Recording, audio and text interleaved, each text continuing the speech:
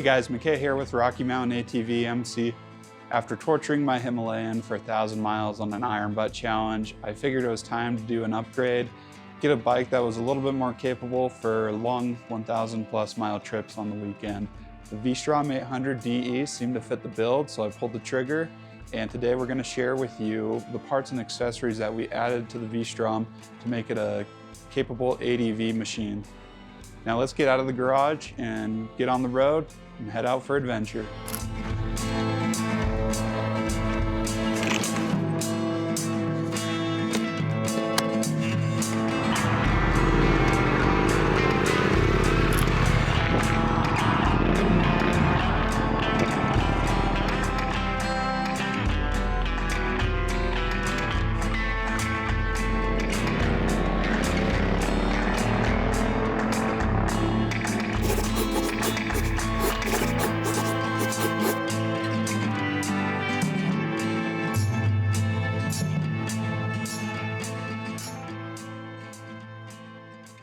So coming off the showroom floor, the bike was pretty set up for some light ADV/road touring. So I rode it throughout Colorado and Utah during the break-in period. The only thing it was really missing was luggage. So you can just throw luggage on and it could be a pretty decent road tour. But I was trying to push the limits of it, and that's when the first off-road upgrade was due.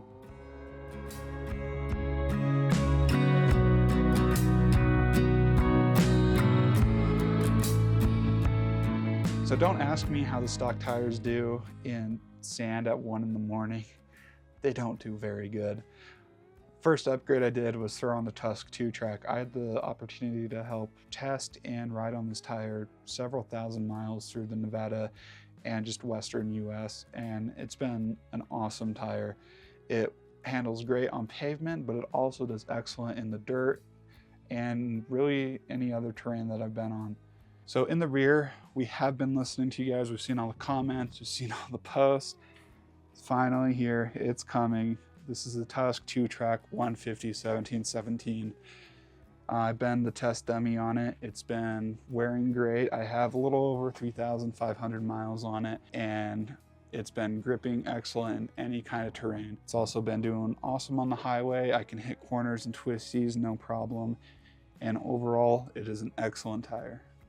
So thanks to Yoshimura for sending us their RS12 ADV exhaust. This is a sweet slip-on exhaust system. Saves 4.5 pounds over the stock exhaust. Sounds a lot better. In fact, it can speak for itself.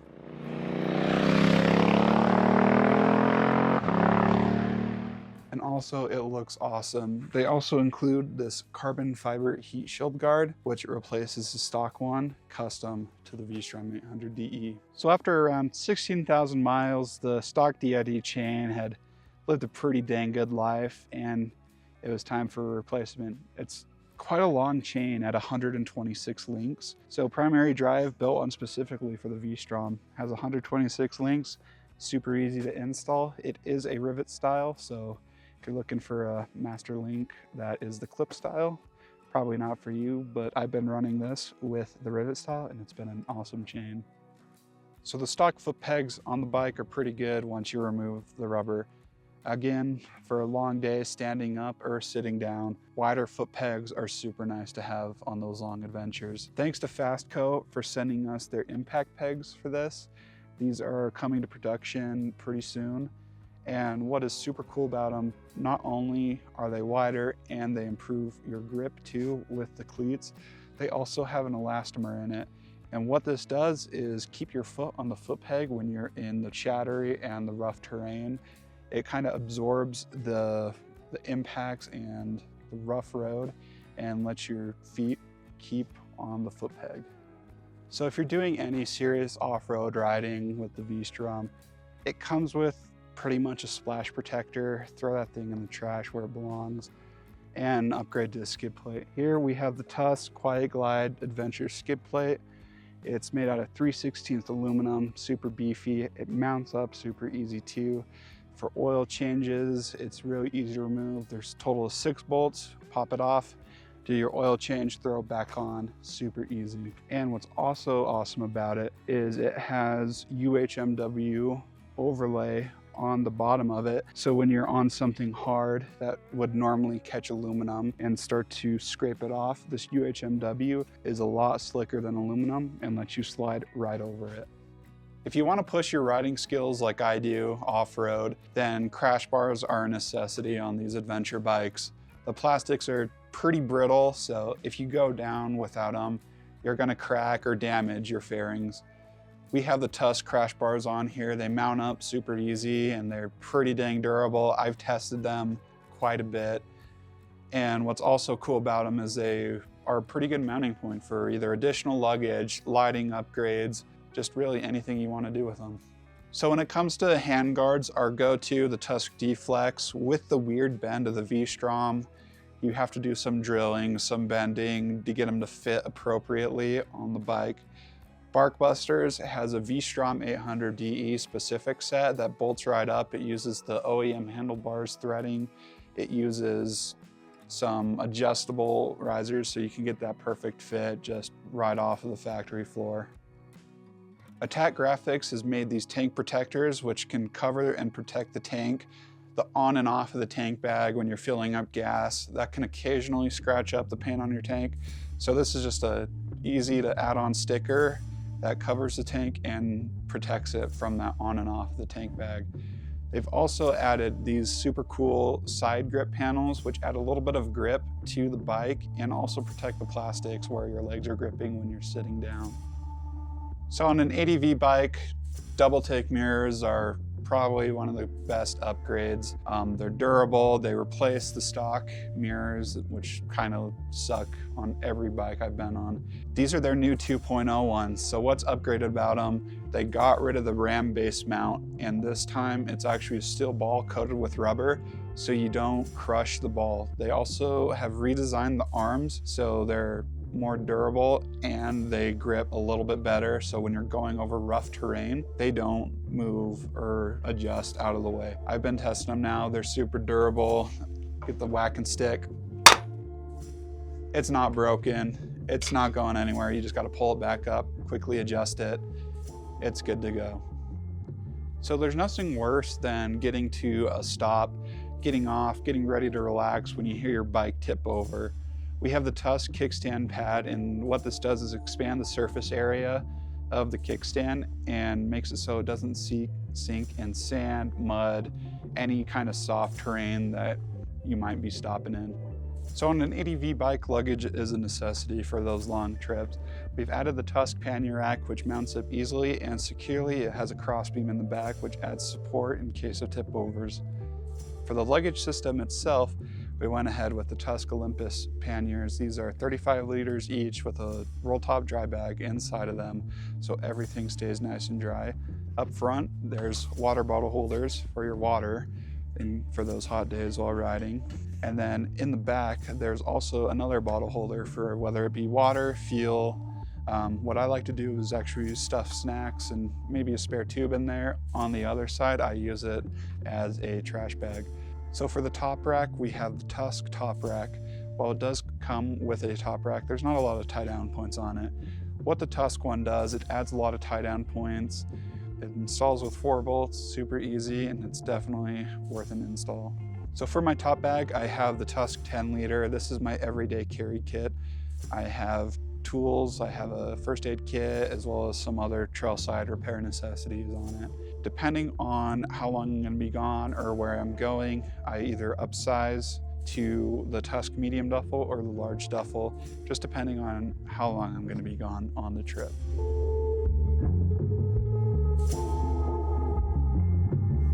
So we have the Tusk tank bag.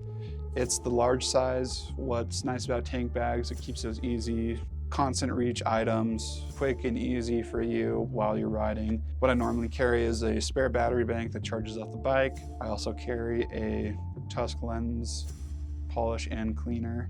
And the top also has a clear portion, so depending on if I'm going in a national park or something and have a parking pass, I can throw it up in there and park safely knowing that I'm not going to get towed.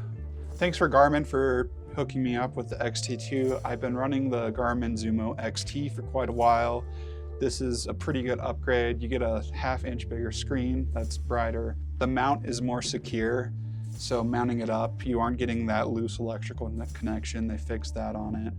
There's also a few features that I like on it. The public campground app is awesome for those late nights where I don't know where I'm gonna end up. I'm riding into the night.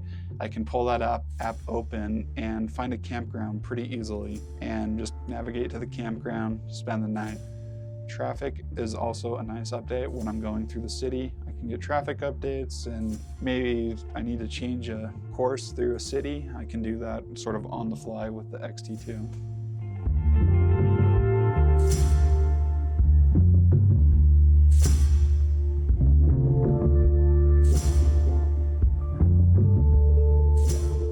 So one of the main complaints on the V-Strom 800 is that it doesn't come stock with cruise control.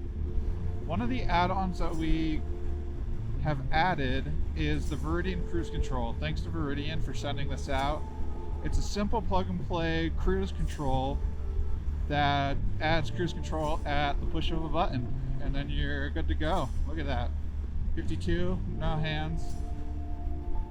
This gives you a little bit of relief on the throttle hand when you're doing those long highway cruises. And what's nice about it, it was built with safety in mind. So you tap into one brake wire and it cancels as soon as you touch either brake, whether it be front or rear. So I just canceled it there. The other cancel condition is when you achieve 5% over a throttle. So if you roll on the throttle, now that cruise control is canceled. This is their 2-button switch. They have a new updated 3-button switch that's coming out soon. That's going to give you a little bit more options. You can have the resume, you can have increase speed, decrease speed, cancel. But it's like I said, it's a simple plug and play, and you're good to go for cruise control. And it works literally just like in your car. I mean, highly recommend. It's very easy to install. And for those long trips, I think it's a necessity. Now the stock headlight on this is both one of the brightest that I've seen and also one of the worst I've seen. It has such a sharp beam angle that's almost flat. Any twisty road that you're going up and down in is gonna leave you with blind spots on the left or the right side of the bike. I'd almost not recommend to ride this bike at night until you get aftermarket fog lights on it or driving lights. What we have here is the Thumper jockey lights. They're super bright. They are attached with the Tusk accessory clamps, which just go onto the Tusk crash bars. And what's nice about the V-Strom is it comes with a sort of a wiring harness designed for OEM accessories. But what I did was I hooked it right up to there. It's 12 volt, either constant power, ground, as well as high-low. So you could either set it up to be running with your high switch on. I went ahead and added a Tusk handlebar switch, and that's what I use to control them with, whether it be on or off, and then my high and low is independent. So I like to tinker on low voltage electronics, and heated grips was one of them. What I have here is a Bike Master heated grip controller, which allows us for 5 stages of different heat, and the grips wore out, and I didn't want to get rid of the heated grip controller. So what I did was get the Tusk heated grip kit with the pads and soldered them onto the heat controller. This allowed me to keep using the same 5-stage heat controller, which is a little bit nicer than the high-low. But either way you go, whether it be Bike Master or the Tusk kit, heated grips are super nice to have on a long adventure. So this is actually a small, but it's a super nice upgrade. Right here I have a gerbing panel mount plug. I went ahead and drilled through the plastics on here, and what this does is let my 12 volt heater run through, and I can plug my heated gear into it. So when it's cold, I can literally just reach down, grab my heated plug it right in. Also, when I'm getting off the bike, it makes it super easy to remove. I can just reach back, pull the plug out, and get off the bike. And if I do forget, it's in a spot where as soon as I swing my leg over, the plug just kind of pulls out on its own. So a lot of my electronics are ran through the Tusk compact power harness. What is awesome about this is it's super small and it hooks into your key on power. So you're able to select your option, whether you want constant power or key on power through this little dip switch. And it's also fused power too. So you can, it's kind of an all-in-one unit, and then it includes a little wiring harness kit to get you set up for any electronics that you want to use. What I love about ADV bikes is that they're super customizable, whether you prefer on-road riding for long distances or riding off-road, or even taking them places where they shouldn't be. I've set this V-Strom 800D up to my likings and I've been loving it. But I also love to see what bike you guys are riding. If you have a V-Strom 800 and you set it up for road touring or off-road riding, comment down below what mods you plan on doing or have done to your bike. If you have another one, feel free to do that too. Now the question is, why are you still watching the video? Get out on your bike and go have an adventure.